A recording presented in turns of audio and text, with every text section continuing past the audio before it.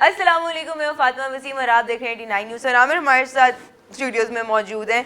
Pakistan as a mediator for Iran and America war, इसका क्या फ़र्क पड़ेगा, इस बारे में बात करेंगे। उसके साथ साथ बात करेंगे global impact of Pakistan image, globally क्या पड़ेगा उसके बारे में बात करेंगे। इंडियन मीडिया के कमेंट और PTI का सोशल मीडिया के इन्फ्लुएंसर का जो रोल है इस वक्त, वो क्या चल रहा है, इन सब चीज़ों के बारे में बात करेंगे आज के प्रोग्राम में। सर कैसे हैं आप? अस्सलाम वालेकुम। कैसी हैं आप फातिमा? मैं अल्हम्दुलिल्लाह ठीक ठाक। Sir, Pakistan as a mediator for Iran and America war, अच्छा, ये हमने चूंकि अपने एक प्रोग्राम में प्रेडिक्ट किया था, अब जंग खत्म होने से पहले मैंने कहा था कि जंग this war can be and at any time, और मैंने कहा था कि इट्स लाइक इन 48 आवर्स। तो अल्लाह ताला ने किया कि वो 46 आवर्स में खत्म हो गई। बट सर अभी सुनने में आ रहा है कि अमेरिका ने शायद 10 दिन का भी किसी चीज का टाइम दिया है।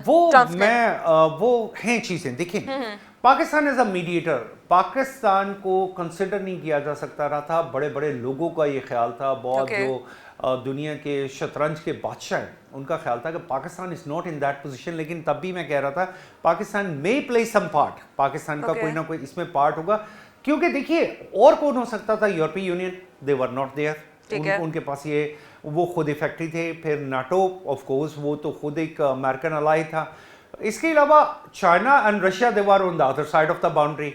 अब वो कौन सा ऐसा मुल्क था जो दोनों मुल्कों के दरमियान मीडिएशन कर सकता था? मैंने अपने प्रोग्राम में पहले भी कहा कि our chief of defence forces, he played very wise. Similarly हमारे जो उसके साथ हमारे प्राइम मिनिस्टर है, उन्होंने इंगेज रखा ईरान को। और फिर हमने जितनी कामयाबी से ईरान को ये समझाया कि आपने अरब कंट्रीज पे अटैक नहीं करना, यानी उनकी सिविल जो भी हैं जो जगह हैं उनको अपने निशाना नहीं बनाना। ये भी पाकिस्तान की कामयाबी थी। अदरवाइज ये जंग बहुत फैल सकती थी और इसका धुआं 100% पाकिस्तान तक आता ही आता, क्योंकि आप अमेरिका, सऊदी अरेबिया के साथ आप एक पैक्ट में हैं, and that is a defence pact.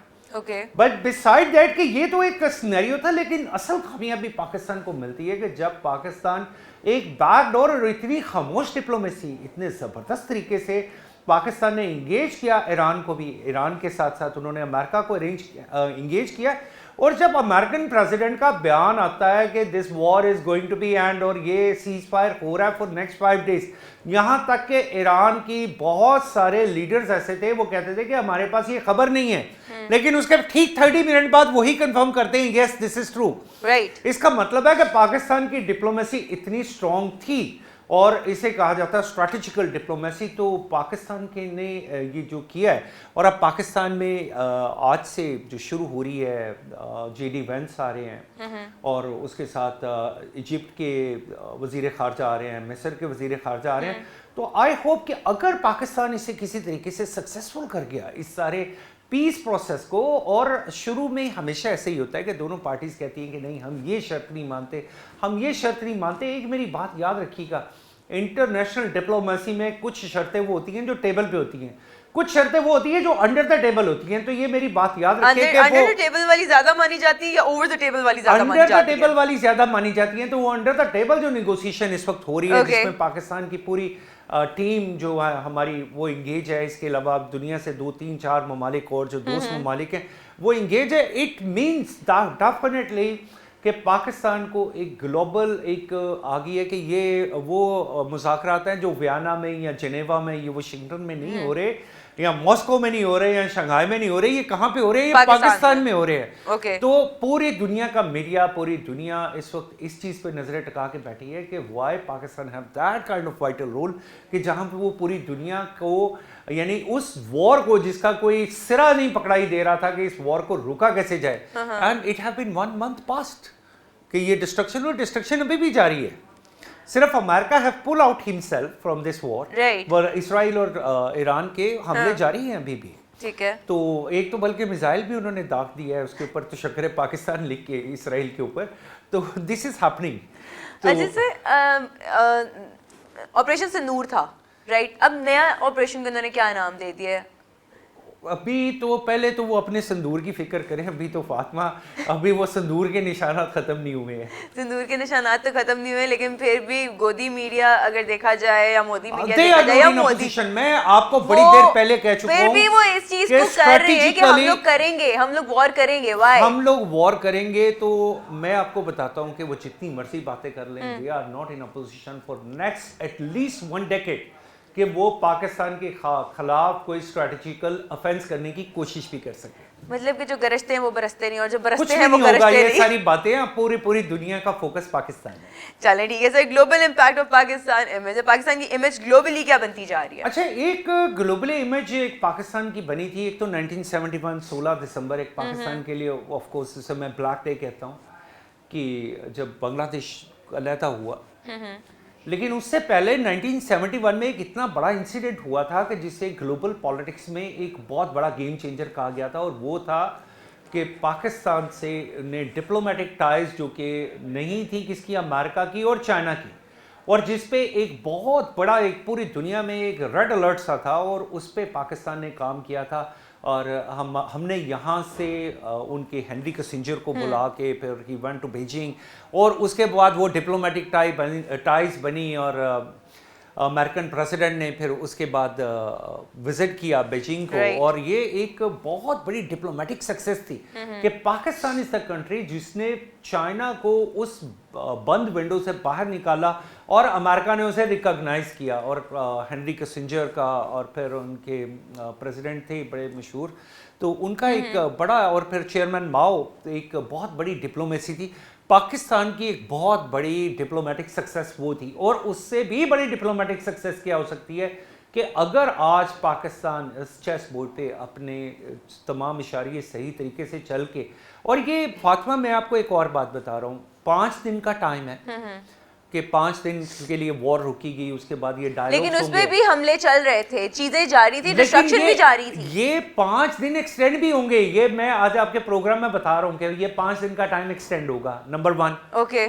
Number 2, ये डायलॉग का सेकंड राउंड भी हो सकता है इसके बाद, ठीक है, थर्ड राउंड भी हो सकता है। लेकिन जरूरी नहीं है कि पहले ही राउंड में ये डायलॉग सक्सेसफुल हो जाए, क्योंकि both parties they want to get a face. दोनों को फेस चाहिए। ईरानीज ये कहते हैं कि we don't want to be on a loser side. अब ईरान क्या कहेगा कि ठीक है, आपने हमारे जो इतने $100 बिलियन के आपने एसेट्स फ्रीज किए हुए हैं, आप वो छोड़ दें, या हमें पेट्रोल एक्सपोर्ट करने की लीगली हमें परमिशन दे दे, जो कि ईरान के पास पिछले को 45 साल से 46 साल से नहीं है।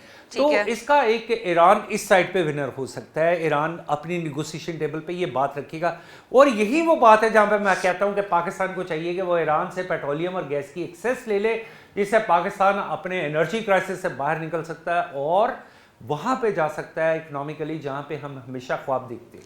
ठीक है सर। और इंडियन मीडिया के कमेंट्स और पीटीआई का सोशल मीडिया इन्फ्लुएंसर का इसका क्या रोल है?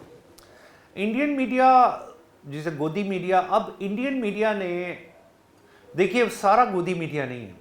कई लोगों ने बड़े कमेंट किए, उन्होंने कहा पाकिस्तान ने एक तलवार पे चल के, अब उन्होंने हिंदी में कहा संतुलन, जिसे हम बैलेंस कहते हैं, वो बनाए रखा जी, कि उन्होंने तवाज़न बनाए रखा। और वो तवाज़न क्या था कि पाकिस्तान ने बोथ साइड और लफ्ज़ इस्तेमाल किया तलवार पे चल के, और ये तलवार पे चल के पाकिस्तान यहाँ तक, जो पाकिस्तान का सिनेरियो था हमारे अरब कंट्रीज के साथ, डेफिनेटली हमारा बहुत बड़ा इंटरेस्ट है। देखिए हमारा जियोपॉलिटिकल इंटरेस्ट है, हमारे वहाँ पे मुकद्दस मकामात हैं, हमारी बहुत बड़ी रेमिटेंस वो वहाँ से आती है, और अगर ये रेमिटेंस नहीं आती तो Pakistan could be in a backlash. तो पाकिस्तान ने, अब इंडिया ने क्या किया, इंडिया के मोदी साहब 2 दिन पहले पहुँच गए इसराइल, वहां पे पहुंच के उन्होंने कह दिया जी कि आप सनातन धर्म के बानी। अब ये सनातन की ये जो इस्तेलाह शुरू कर दी है ना, ये मोदी ही कर सकता है, पता नहीं इसके वो मतलब क्या लेता है सनातन की। अगर यही डेफिनेशन है तो फिर तो मोदी से ज्यादा जो है ना हम एक अल्लाह के मानने वाले। सनातन का मतलब है कि there is one God. Okay, ठीक है, तो वो ये तो मुसलमान कहते हैं कि देयर इज वन गॉड।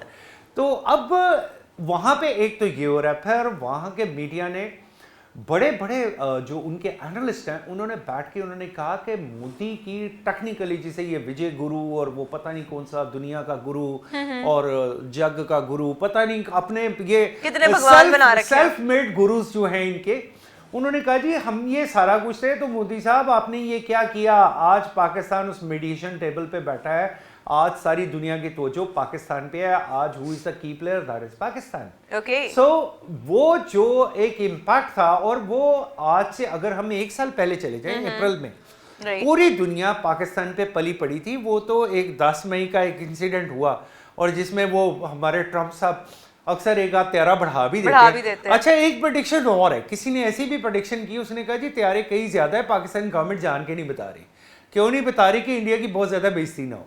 अच्छा, तो मतलब कि गोदी मीडिया को प्रोटेक्ट कर रहा है पाकिस्तान। वो पाकिस्तान कह रहा है कि चलो ठीक है हमने थप्पड़ मारे हैं, लेकिन हम ये नहीं बताते 15 मारे हैं, 12 मारे हैं, हमने मारे ज्यादा ही होंगे, क्योंकि सर एक्चुअली अब देखिए ट्रंप पागल नहीं है। ट्रंप अगर एक बात बार बार कह रहा है, is a president of America, आप उसे इजी नहीं ले सकते। अगर वो कोई बात कहता है तो वो किसी न किसी बात की ऑथेंटिसिटी से ये बात कह रहा है। तो मैं हमेशा ये कहता हूं कि you can not defer A statement. अगर वो बार बार कह रहा है तो ठीक कह रहा है। अब वही इंडियन मीडिया जो पाकिस्तान को कभी पता नहीं क्या आतंकवाद का घर, ये आतंकवाद पता नहीं इन्होंने लफ्ज़ कहाँ से ईजाद कर लिया।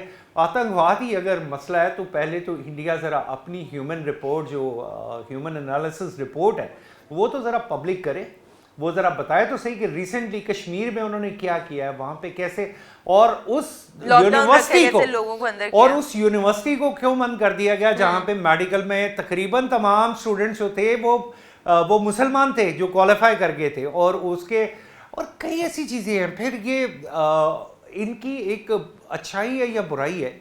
मैं इनकी बुराई, वैसे तो बुराई है, लेकिन मैं अच्छाई कहता हूँ कि जब भी ये मुसलमानों को दिखाते हैं अपनी सो कॉल्ड एनिमेटेड मूवीज़ में कि मुसलमान हैं और वो बड़ा लंबा चौड़ा सा एक बंदा होगा और वो जाएगा और वो इंडिया में जाके उसने कोई 100-200 बंदों को मार दिया, कितने धमाके कर दिए, तो ये करके आप और कुछ नहीं कर रहे, आप अपनी आवाम पे खुद ही हमारा खौफ बिठा रहे हैं। और मैं इसके लिए आप लोगों का वैसे शुक्रिया अदा करता हूँ कि आप खुद ही बता रहे हैं कि पाकिस्तानी जो हैं वो इतने ताकतवर हैं कि वो एक भी घुसता है तो वो बॉसों को मार देता है। तो अगर ऐसी बात है तो फिर आप उस दिन से बचे जिस दिन पाकिस्तान के लोग यहाँ से वहाँ पर घुसेंगे। और मैं हमेशा एक ही बात कहता हूँ फातिमा, दिल्ली के लाल किले पे एक दिन हमारा झंडा ज़रूर लहराएगा। क्या बात है सर, अल्लाह करे वो दिन जल्दी आए। और इसी के साथ हम दोनों को इजाज़त दीजिए, इंशाल्लाह जल्द हाजिर होंगे, तब तक के लिए अल्लाह हाफ़िज़।